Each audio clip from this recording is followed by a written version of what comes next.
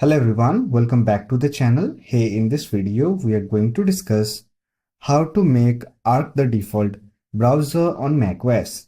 So without further ado, let's get started. To make Arc the default browser, there are two ways. First one is by using system settings. Open it, click on desktop and dock option.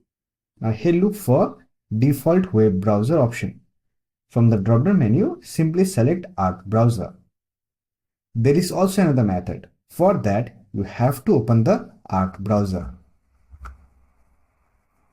Here click on Arc from the menu bar, then click on Set as default browser. Now here click on Use Arc. And this will set Arc as the default browser on your macOS.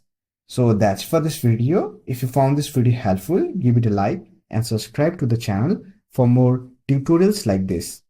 Thanks for watching. I will see you in next video.